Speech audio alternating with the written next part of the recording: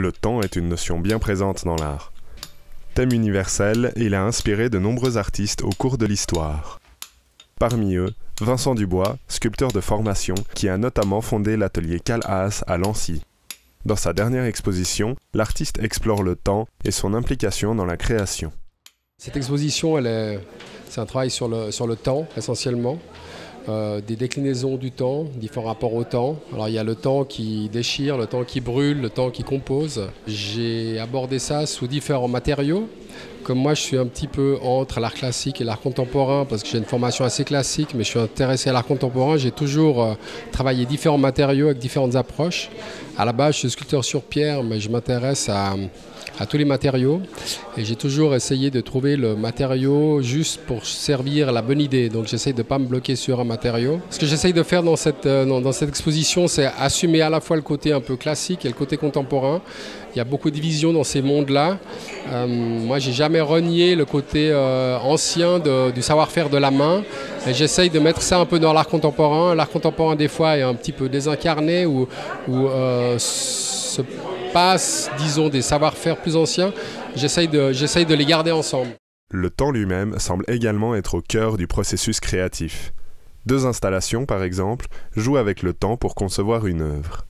Sur le thème du cadran solaire romain, j'ai une montre qui brûle le temps avec une loupe que le soleil a laissé brûler, qui est installée sur un tronc en bois. Donc il a double notion du temps parce que le tronc lui-même a aussi les anneaux du bois qui montrent le temps. Et j'ai cette loupe que le soleil a traversée et a permis de brûler la matière, le bois autour. Ensuite, j'ai un deuxième cadran solaire qui est fait qu'une bougie. Et c'est la bougie elle-même, quand elle tourne, qui dépose des traces de bougie et puis qui crée une sorte de spirale. Et ça permet d'avoir deux notions du temps. Un temps un peu agressif qui brûle, puis un temps plus créatif qui compose des images. Nous avons demandé à l'artiste quelle était sa pièce préférée. J'ai un peu un coup de cœur pour les pièces qui sont en métal, qui sont liées entre la fusion et la fission.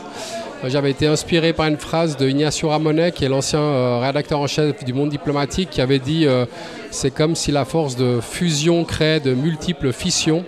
Il avait écrit ça pour le Canada à l'époque où le Québec essayait de se désolidariser du Canada.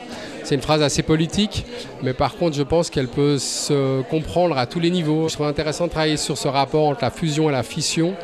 Et j'avais toujours cette idée que comment exprimer cette phrase, je voulais faire une sorte de terre qui sèche comme dans le désert. Et par hasard, l'année passée, j'ai eu l'idée en faisant des essais en métal de travailler avec la fusion du métal et travailler sur des consoles que je redécoupe qui sont à moitié en train de fondre et à moitié en même temps en train de se ressouder.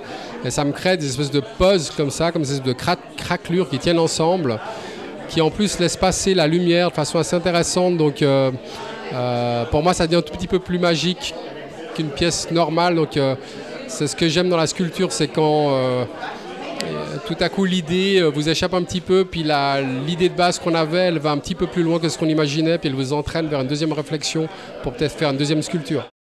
Cadran solaire, loupe, fusion, fission, autant de mots qui s'insèrent aussi bien dans le domaine artistique que scientifique. Dans l'exposition, la limite entre science et art semble particulièrement ténue. J'aime bien être un peu à la frontière de la science, là où la science devient un peu intuitive et puis elle est obligée de faire des suppositions parce que c'est là qu'elle est créative. Et puis il y a pas mal de scientifiques maintenant avec la physique quantique qui disent que le temps n'existe pas. Donc le temps, c'est parfois juste le rapport entre deux éléments qui le créent, c'est le rapport à la vie. Est-ce que le temps existe sans la vie? Comment le temps est représenté dans les différentes cultures, etc. C'est quelque chose de très abstrait et qu'il est difficile de déterminer si clairement scientifiquement. Donc je trouve que c'est un espace dans lequel on peut s'insérer assez facilement pour donner une base un peu créative, quoi. Illustrant le temps sous toutes ses formes, l'exposition de Vincent Dubois est une invitation à l'acceptation des fêlures et du temps qui passe.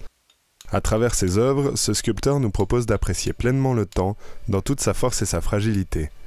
À méditer, dans l'art comme dans la vie.